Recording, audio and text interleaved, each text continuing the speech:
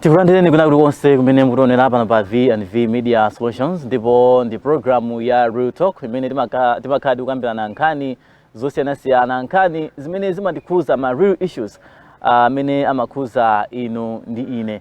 Ndiye program imeneyi muli ndi ine Canaan Savala, ticheza ndi Shadrack ndi amene ndi mtolankhani komanso ndi Bureau Chief wa UNESCO Radio mchigawo chino cha pakati. Nkhani imene tikhala tikukambirana ndi nkhani yokhuza lamulo lopeza mauthenga mosavuta, lamulo la access to information limene lakhazikitsidwa mchaka cha 2020 ncholinga chona kuti inu ndine tikhala tikupeza mauthenga mosavuta m'malo osiyanasiyana. Ndiye tionena kuti lamulo limene lili likupanga apply kwa anthu ati ndi ati, maofisi ati ndi ati amene ife tingakapeze mauthenga ndi ma limitation otani amene alipo, amene mwina angatipangitse kuti tisapeze mauthenga ena kamba ka zifukwa zina. Tiye ndithu tikhale limodzi timve zimenezi. Takulandira. Zikomo kwambiri. Program ya siku lero tikhala kwambiri tikuona zokhuza access to information law, lamulo limene lilipo limene cholinga chake ndi kupereka mwayi kunena kuti nzika zithe kumapeza mauthenga osiyanasiyana malonso osiyanasiyana. Ndi mwina choyambirira tikhoza mwina kumadziwa kunena kuti access to information law mwina mwamba monga mmene afotokozera mnena kuti mwina ndi lamulo limene limapereka mwayi kwa anthu kuti azipeza mauthenga mosavuta. Pali kufotokozera kwina kumene mungafotokozere kumene mwina sili kukuziwa bwinobwino kokhuza mmene lamulo lili? Choyamba ndifuna ndikuthokozeni pondiyitana kuti ndikhoza kukhala nawo mprogram imeneyi. Tikamakamba nkhani ya access to information mwina ndi Chingerezi, chichewa chake tikhoza kunena kuti kupereka mwayi kapena ufulu kwa anthu kuti azitha kupeza uthenga osiyanasiyana umene akufuna. Information ndiyofunika kwambiri. President wa ku America wakale Richard Nixon ananenapo kuti information is the oxygen of development. Popanda information simungapite patsogolo. Popanda information zambiri zoyipa zimachitika mdziko. Ndichifukwa kanakhala mawu ameneyo kuti information is the oxygen of development. Ndi kukamba za funso limene mwafunsa kunena kuti nkhani yokhudza access to information ndiyofunika bwanji?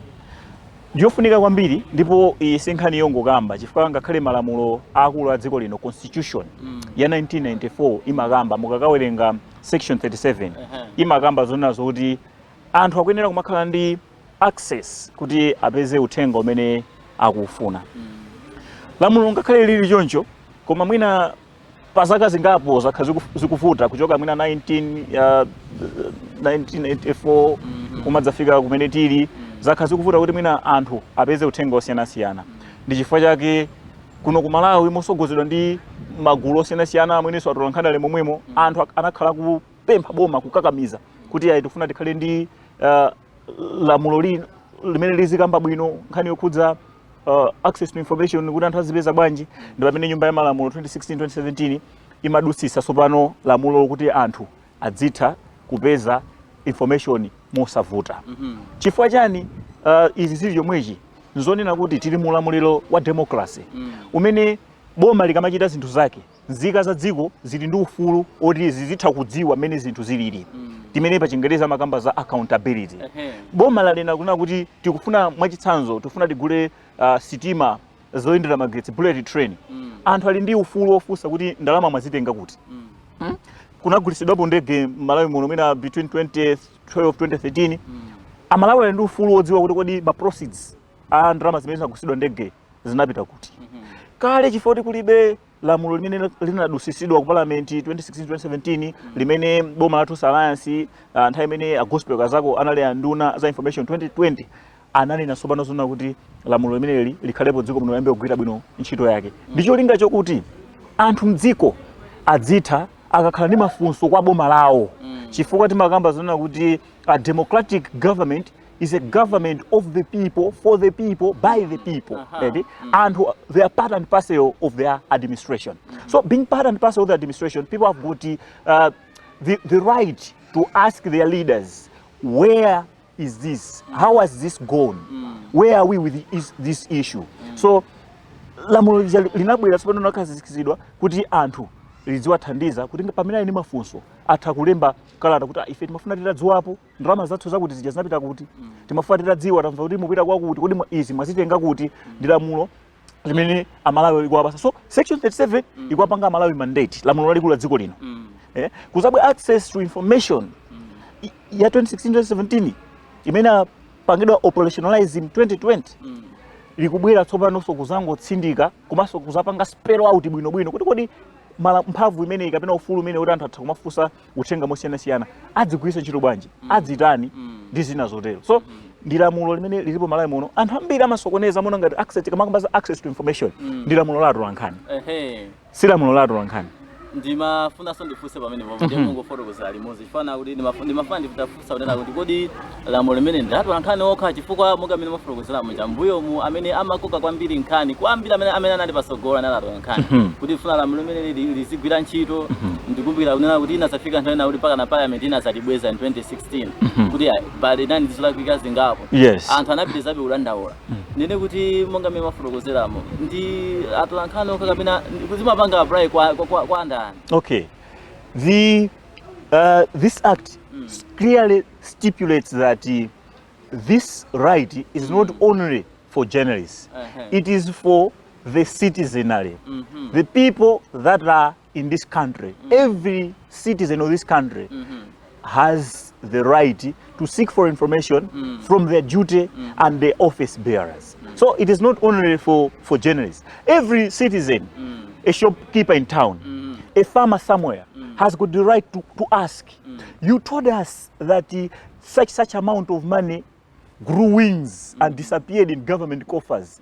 I would like to seek information. Where are we on this issue? We were told that the government somehow intended to buy fertilizer from something like a butchery somewhere. Where are we? A farmer in the village has got even that legal power to seek for that kind of information. So this right is not only for journalists, even the citizens have got the right. Only that in Malawi, many people think that this right is only and has to be enjoyed by journalists. But no, it is for journalists and every citizen of the country, whosoever feels like he needs some kind of information. Mind you, lamulo lisikuti langobwera. It says kuti ukawerenga act imene chemakamba zona kuti you seek information because you know kuti there are certain things that are limiting your rights. You don't just wake up and say kuti ndifuna ndipeze information yakuti yakuti. Komano umafuna information ukaona kuna kuti ineyo kusowa kwa izi kupinja maufulu wanga ina ndina. So I've got a right to seek for this kind of information from government institutions. So aliyese zika dziko lino ali ndi ufulu umeneyo onena kuti atha kulemba tsiku la lero kalata kuti pali ndondomeko zimene zinakazikitsidwa malinga ndi lamulo ulemba kalata kuyenera kufunsako kuti ineyo ndimafuna nditadziwa zakuti zinaenda motani. Ngati sukupatsidwa mwayi imeneyo kapena uthenga umene ukufuna sukupeza, lamulo lija access to information ili under the domain of Malawi Human Rights Commission. Malawi Human Rights Commission ndikumene amaona kwambiri zamene lamulo limene lili likugwirira ntchito yake. So munthu ukaona kuti mwino wapempha information kwina wake sakukupatsa, uli ndi mphamvu yolembera Malawi Human Rights Commission kuti ineyo ndapempha information ku mwina titekeze mwachitsanzo ku Southern Region Water Board kuti andipase information yokhuza zakuti exercising my rights to access this kind of information. But until now I'm yet to get the information. Would you please intervene? So Malawi Human Rights Commission is like is playing an oversight role, seeing to it that this right is being enjoyed by the citizens, and those responsible to respect this right are not violating their duties. You raised an important point. Ibene munagamba nena kuti munthu pamene waona kuti ufulu wanga ukuphwanyidwa ndi pamene amadzuka unena kuti ndika sake information. Zikundipasa chiganizo nena kuti ngutheka nena kuti munthu akhoza kuona kuti komatu phungu wathu tikuyerekeza analandira ndalama za chitukuko koma ndalama zosizi kuyenda bwino muzimuno mulibe chitukuko dera lathu mulibe chitukuko amene akhoza kunyamuka kukafusa phungu wa nyumba ya malamulo nena kuti munanda ndalama izizo kuti mukonze misewu koma simukuikonza kapena mukonze mulatho simunaukonze anthu tikuvutika mayendedwe akhoza kupanga zimenezo. Paja ndinene kunena kuti tisaiwale kunena kuti mukamba za Constituency Development Fund, CDF. Okay, A member of parliament is just a vehicle through which the money is transferred from wherever it comes from to the district council. So munthu ali ndi mphamvu yonena kuti akufuna akapange follow up kuti kodi council yathu igwiritsa bwanji ntchito ndalama zimene tili nazo. So munthu ali ndi ufulu opita ku council kuti because CDF is managed ku council, ku district council. Imapangidwa managed kumene kuja. So munthu ali ndi ufulu onena kuti atha kupita ukapanga follow up kuti ifeyo ineyo kapena particularly I'm interested to know kuti kodi CDF ikugwira bwanji ntchito. Ndikufuna mundipase breakdown mu CDF munja anthu ena sabwina sazo kuti mumakhala ka component kena ka mwina ma sponsorship ya school ana muchambireni mwina palibepo mwana amene apangapo benefit in terms of scholarship from that place. So a citizen atokhala ndi ufulu olemba kalata ku council kwawo kuti ineyo in exercise of my right as stipulated under legal statutes yakuti I do hereby right seeking an information pertaining to this and that. Now if you're not given that information, lamulo lija likukupasa so mphamvu na kuti you can take it further, you can engage Malawi Human Rights Commission and see kuti chifukwa chani sikupasidwa maojeni uthenga wako. Anthu amene akuyenera kupasa information, if information ikuyenera kuti akupatsedi, lamulo also even likupereka mphamvu na kuti even anthu amene sakupereka information atapezeka olakwa, they can be even fined drama if I'm not mistaken drama yose chipera 3 million. Even imprisonment zoteka kuti munthu can be imprisoned simply for not giving information to the citizens upon being sought under the guidance of what the law stipulates. Tibwereno kwa iweyo ngati Ntolankhani. Malamulo limene lili pambali pona kuti upanga apply kwa wina aliyense kuti anataka akhoza kupanga access information. Ntolankhani ndi amenenso amakhala akuthamangathamanga kupeza ma information yosiyanasiyana, kulemba, komanso kupanga publish. Mwina popanda lamulo limene lili kapena mu nthawi imene dziko la Malawi lakhala likuyesesa kumenyera nkhondo lina kuti lamulo limene lipangidwe pasi. Mwina popanda lamulo limene lili zimakhuza bwanji ntchito ya Ntolankhani kulemba komanso kufalitsa uthenga. Okay. Zikumwamba ifa cha funso lanu. Lamulo limene nchifukwa yake munaona kuti Ntolankhani anali ndi chidwi kwambiri kuti aonetsese kuti lamulo limene litheke. Kukamba za mwina Mr. Chairperson wa nthawi imeneyo Tom Khanje anali patsogolo kupusha ndikumbukira bwino kwambiri. Kubwera atereza ndanga nawonso anali patsogolo kwambiri kupusha. Pano tena Gordon Matonga nawonso ali very keen kuti aone kuti lamulo lija limene kuti lakhazikitsidwa kocha. Zoyenera kuchitika zikutani zikuchitika. Nchifukwa chani Ntolankhani amafuna zimenezi. One, Ntolankhani likamagwira ntchito yathu timafuna kuti information ndi ngati raw material ya pakakwidwe kathu kantchito. For you to come up with a story, it means kuti you need information kuti story yako itheke. Now assuming kuti ndalama zabedwa pena pake, you need anthu to give you information. You need mwina mwachisanzo ndi mphekesera chabe kuti kwabedwa ndalama. Ufunika kuti anthu amene ali mu office responsible for that akupatse uthenga okhuza amene ndalama zimenezo zayendera. Koma chifukwa chopanda lamulo limeneli nthawi zina anthu aja amatha kupanga kwayimbira phone kukuza kuti mundiyimbireso 12 o'clock. 12 o'clock sazayankha. Ntolankhani akhala akuyesesa kuti mwina apeze uthenga osiyanasiyana okuti Amalawi akufuna adziwe. Chifukwa tisamayole kuti Ntolankhani sitimagwira ntchito pa ife tokha. We work for the people. Ndanena kale kuti lamulo hili likutithandizira to hold leaders accountable. Pachina chilichonse chimene akutani akuchita. Ndiye Ntolankhani ali pamene paja kuyimirira anthu. Kwachitika zakuti Amalawi akufuna atadziwa kuti zinthu izi zinachitika motani. Ndiye mbuyo lamulo limene sanakhazikitsidwe kumakhala kovuta kuti Ntolankhani apeze uthenga umene akufuna, information yofunikira mu story yake. Chifukwa anthu ena amatha mwina ngochita kambelembere, ine sindikudziwapo kalikose. Zimenezo mwina even ungati wana kumene Ntolankhani. Koma lamulo limene lili likuayika anthu amene ndi adindo under the law kuti you cannot do otherwise but to take questions from journalists to provide the needed information. So lamulo lija likuthandizira kuti Ntolankhani azipeza uthenga omwe osavuta. Pamene pakuvuta Ntolankhani alikuwa pasoso lamulo kuti athopera Malawi Human Rights Commission umene makanena machikunku asuma kuti ifeyo nthambi ya boma yakuti timafuna itati pasa information yakuti koma mpaka na lero patha mwezi information sanatipatse. So atolankhani yathandizaso kwambiri kuti azitha kupeza uthenga wina mosavuta. Ngakhale kuti tikoza kunena pano poyera kuti sikuti tafikapo sinafikepo yayi. Tidakali ndi ulendo kuti tidzafikepo kuti information ndikumapezeka mosavutitsitsa. Chifukwa china kuti tisayiwale pamene chinake chachitika kuti sichinaende bwino. Amalawi ali ndi ufulu oti adziwe mene zinthu zayendera. Then atolankhani akukafunsa uthenga umene uja kuti asokolerachi afotokozera anthu mene zinthu zikukhalira. So asamasankhe asamakhale ndi option yosankha kuti ine mene lero ndadzukira ndikuona kuti sindauza Malawi mene ndalama izi zinabedwera. Asamakhale ndi ufulu umene falamulo likuwapatsa mbavu kuti no atolankhani akakufunsani kuti mufotokoze mene zinthu zayendera. Inuyo mukuyenda mufotokoze ndipo mufotokoze mene zinthu zilili. Ndipo ngati simutero atolankhani athu akasuma ku Malawi Human Rights Commission kuti lamulo lija munapatsidwa mphamvu kuti mudziliyang'anira lichi ena ake ukuku akuliphwanya. Ndakamaliphwanya Malawi Human Rights imabwereso ndi kafukufukuza kuti china chitika ndi chani. Akapezeka olakwa nziyana kuti mdindo amatha kugamulidwa even kumangidwa kumene even kupereka ndalama kumene mafika mafidi million chifukwa chani anakana kupereka uthenga ofunika kwa atolankhani. Pokapo ngati ndinenenso apa kuti lamulo limeneli lili ndi ma limitations.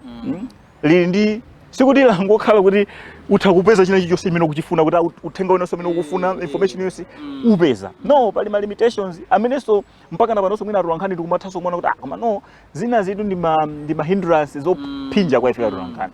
Mwachitsanzo lamulo likunena zoona kuti sungapeze information yokhudza mwina zinthu za ku cabinet. Kumene nduna ndi mtsogoleri wa dziko ndena amakhala sungapeze information imene ikukhuzana kwambiri ndi national security. Ready? Lamulo likunena zimenezo ma limitations. Sikuti kupeza china chilichonse. Koma nawo look nthawi zina pamapezeka kuti kwachitika zina zake mwachitsanzo posachedwa taunapo mtolankhani nzathu Grigor Gondwe. Zikumamveka kuti mpaka nakuthawa even kutengedwa kumene nkhani yake akuti walemba story yokhuzana Malawi Defense Force ndi ena.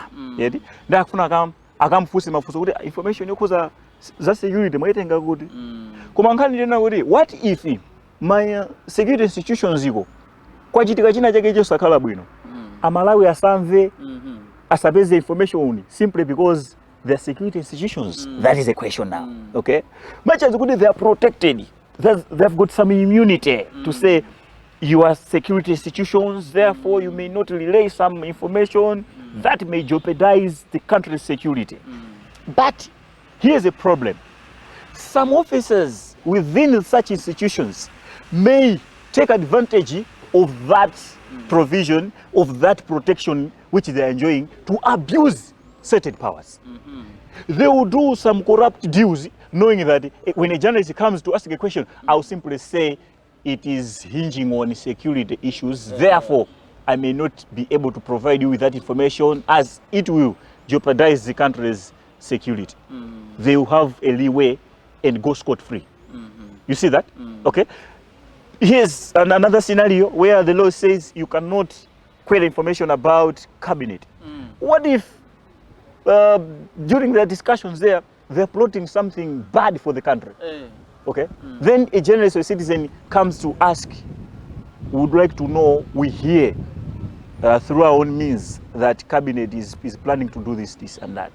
They'll come to say, unfortunately, we cannot give you information because cabinet minutes and all that are not subject to scrutiny.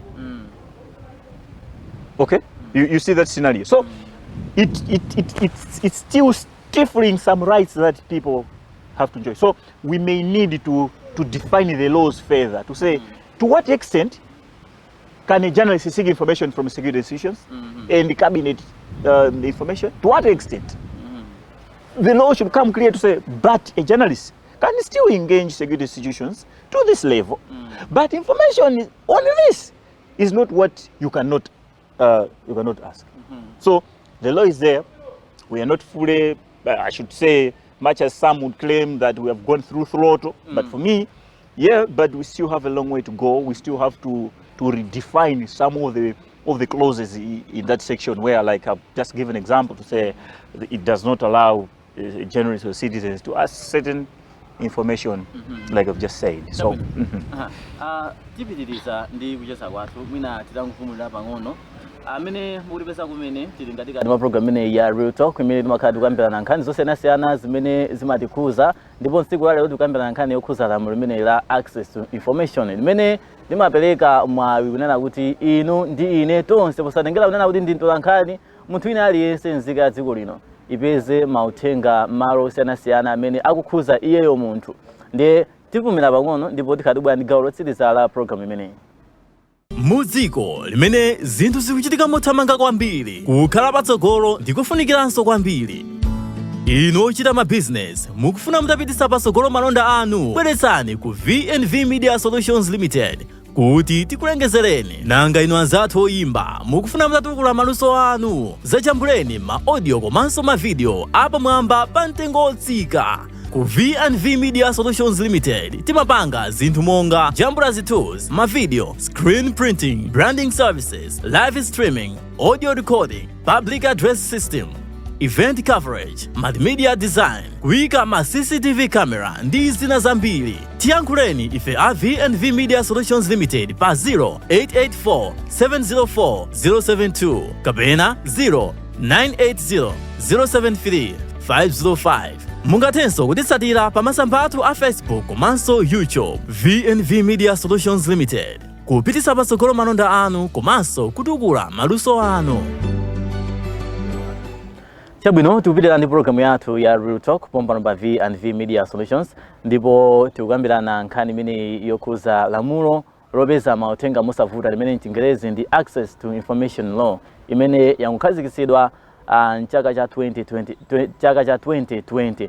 Tikutsatira kuti tione kuti kuchokera nthawi imene yakhazikitsidwa mpaka pano igwira ntchito motani, komanso ngati sitimadziwa kunena kuti lamulo limene lipanga apply kwa wina aliyense osati atolankhani okha tikumva, ndipo tili ndi Shadrack Sindiza. Nde tisanakapumulire makamba kunena kuti lamulo limene lili anthu ena kumalipanga misuse kuti abise ma information chifukwa cha ma limitation amene alipo kunena kuti mwina malamulo makamaka ma limitation ena amene akunena kuti zinthu zimene zikukhuza chitetezo cha dziko sizikunena kupangidwa disclose kwa munthu. Mwina chingachitike ndi chani kuti anthu asatengerepo mwayi pa limitation imeneyi ndi kumapanga kumaphwanya lamulo lopereka information? Okay, chimene chimasangalatsa nchona kuti lamulo la dziko, lamulo lilo simungalikonza, palibe lamulo limene lili permanent kuti cannot be retouched. That's why you have some laws being repealed and being revised. Taona mu nyumba ya malamulo posiyira pa ikusintha malamulo ena, posiyira pa lamulo lina limene akakamba zonyazisa mwina dzina la sukulu la dziko mbendera ndi zina zotero. Malamulo amenje akukonzedwanso kwasintha mwina ndi mwina. Zomwe tikuzoona kuti lamulo likakhazikitsidwa sili kunena kuti it is permanent because nthawi ikusintha, zinthu zikusintha. Mene zinali nthawi imeneyo zinthu tili malamulo ena they are so archaic, ndi nthawi ya samunda. Pano tili mu nthawi ina zimene zikuenda malamulo jasinthidwe afanane ndi pano. Ngakhale kuti lamulo lilipo, there is still a room where if kuti amalawi akufuna kusintha ziko zosintha, chachikulu chimene chikufunika papa nchiona kuti lamulo lonse kuti ma clause amene wakuna zoti zinthu za security zisakhuzidwe cabinet sikuti ndolawika ndisabwinobwino ndisabwinobwino, komano chifadi pa information ina kuti iweyo ngati mtolankhani uthaungolemba ola amalawi athaungokafunsa information imene ndikuipeza zono ngadi zika pa chiopsezo chitetezo cha dziko ndizoona. Komano mwina lamulo lija tikwenda tiliunikire tilimasule breakdown tipange breakdown kuti lamulo li ku chitetezo chimene tapereka immunity imene tapereka ikufika to what extent ikuthera pati pakale ndito issue breakdown bwino kuti komano information ikakhala yokhuza izi a journalist can ask information ikakhala zokufuna zakuti a journalist can ask without being intimidated and being called into detention or harassment. Okay, mwina chikungofunika kuti we should redefine bwino kuti tuone kuti to what extent should information from these institutions be concealed and how much information can be released from such institutions. So mwina not kuti kuma civil institutions information yose saberekerata kuma information ina akaona kuna kuti imene mwina chichiwa chinati kuti iyabwerera amathamangira kuna kuti we cannot do it, it's against mwakuti maona. So tiungwena kuti mwina titambasulirane bwino kuti tizifika pati Chabwino muchaka chomwe chino mwezi wa September bungwe la MISA linatulutsa ripoti ndipo ndipanga koti zimene linalemba akukamba unena kuti most city and town municipal and district councils are yet to embrace and mainstream the Access to Information ATI Act of 2017 in their operations, and many Malawians remain in the dark on the development initiatives being implemented. Kutanthauza nana kuti mizinda ina komanso madera osiyanasiyana makhoso osiyanasiyana sinafike pobe unena kuti azipereka mauthenga. Mwina mbali imene iso nkuchita motani. Okay, mwina ndinene kuna kuti access to information ija ikunena kuti institution ina yonse ya boma ikuyenera kukhala ndi munthu amene azipereka uthenga umene anthu akufuna. Chifukwa kalekale kunali ma institutions ena boma unena kuti analibe mneneri. Pamene atolankhani kapena anthu akufuna information manager kumakhala kuvuta kuti ayipeze. Pena ma institutions ambiri mwina amene amayankhulira amakhala ma CEO. Nthawi zambiri munichitira mwana kuti ma CEOs na busy. They after meetings after another. A journalist will keep calling them to seek for information. The CEO will keep saying, I'm a bit busy, can we talk tomorrow? Can you send the questions? Yes, send the questionnaire. The other day the CEO will be busy. So he gets busier and busier by each and every day. So lamulo chali kuna kuti tikhale ndi ma information officers by institution ina yonse ya boma. Ndicho tenga kuti ma information officers amene adzikhala readily available for the place and for the citizens.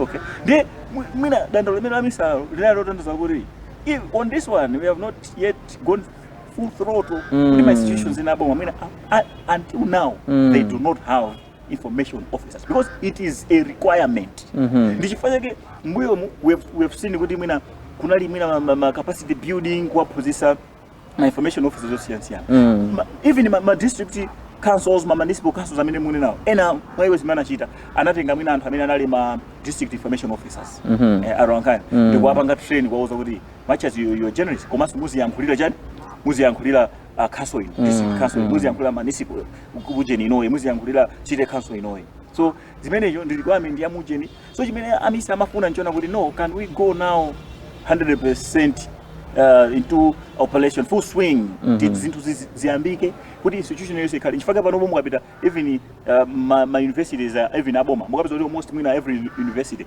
has got somebody who speaks for the institution.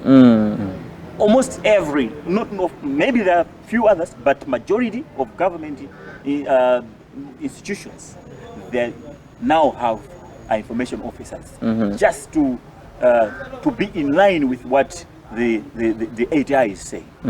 Yeah. Chabwino, pamene tifika kumapeto akucheza kwathu taona nena kuti anthu amaofisi osiyanasiyana amene akunena kupereka uthenga akhonza kupanga misuse access to information pamene iwo akuyenera kupereka uthenga. Mwina kumbali ya anthu ifeso bana amene tikukasaka uthenga kulipo kunena kuti nthawi zinaso anthu ife timapanga misuse our right to seek for information. Yeah. Those to give information who have to weigh why is this person seeking for this kind of information. Is it on pure intentions? Kapena the information akungofuna kuti akakapeza information imene apange damage somebody's reputations. Mona? So kuli ma limitations ena kuti if you're seeking information for a third party pali zimzambiri zimene amaona sekuti it's every information imene amakupatsa komanso nthawi katika niza information sinde kuda kuti anthu aja akungofuna kukhala mean with information koma they will assess the motives why you're seeking that kind of information. Chifukwa knowing kuti iweyo siwe kamene ukuyenera kujoya ufulu aliponso ena amene so ufulu also have to be respected. There is matters of privacy, they all come into play and to the picture before giving you information. So, sila mulolili kungokhala in suspense. It also has other implications. So they'll make assessments. People can abuse it. Damage somebody. So all public information will all have to look into such issues. Tiamigire. Framers of our laws and after of course a long battle that was there finally we have it koma chimene chikufunika kwambiri we should see the fruits of this ndi lamulo labwino kwambiri not only kwa ife ngati atolankhani imene ndanenera even kwa ma citizens komano mwina chimene ngapemphe chona kuti lamulo ili ligwire ntchito yake yeni imene ikufuna kuti dziko lathu lipite pasogolo atolankhani komanso kupezeka kwa information ndikofunika kwambiri maiya amene tikuyenera kuti mwina tiunikire tikonzepo imene tanenera ndoyenera kuti atani akonzedwe tikatero lamulo ilili tidzalinjoya lidzakhala lamulo lopambana kwambiri komanso lopindulitsa aliyense atenge gawo china chomaliza kwambiri chokhuza mwina awareness kodi ndi amalawi angati amene akudziwa za lamulo ameneli amalawi ambiri muzapeza kuti mwina sakudziwa tili malamulo ambiri abwino koma amalawi mwina sakuanjoya ifo sakutani sakudziwa so malamulo njapeza zaka zikupita they remain white elephants sizikugwira ntchito yake bwino anthu sakuzidziwa so awareness ndiyofunikanso very crucial anthu aphunzitsidwe kuti lamulo likuti chani ma limitations ake ndotani kodi munthu angatani ndi ndondomeko ziti zimene munthu angatsatire chifukwa nthawi ino tilibe program ino tikananena kuti mwina tigundekonso kuti ndondomeko zimene munthu umene utsatire kufuna kupeza information zona ndi zambirimbiri zimene mwina tikhozanso kufunanso nthawi ina 1 hour kuti tikambirane zimenezi koma atenga mbali osiyanasiyana ena amene ankathandizira boma kupusha boma kuti libwese lamulo limene ma civil society organizations faith based organizations journalists and also members of academia we need to have measures in place on how we can civic educate our people in regards to this ATI. So until then, we have a nation which is fully aware of their rights and how to make use of the rights bestowed upon them. I think that's how I should end the interview. Thank you. Zikomo kwambiri. Menemo ndimene tachizera ndi Shadrack Sendeza amene ndi Bureau Chief wa UNESCO Radio komanso ndi mtolankhani mchigawo chino chapakati atifotokoza kuti unikira zokhuza lamulo limene la access to information kamene kuti ATI lamulo limene limapereka mwayi kwa inu ndi ine unena kuti tipeze mauthenga mosavuta malo osiyanasiyana nkuthenga unena kuti sitimadziwa kuti ifenso anthu tikhoza kupeza mauthenga amenewo koma atifotokozera atiunikira kuti si lamulo la atolankhani okha iyayi koma ligwira ntchito kwa wina aliyense ndakunda kunena kuti nali limodzi tiye ndithu tipitirize kuona maprogramu osiyanasiyana amene timakupasirani ine ndi Canaan Savala.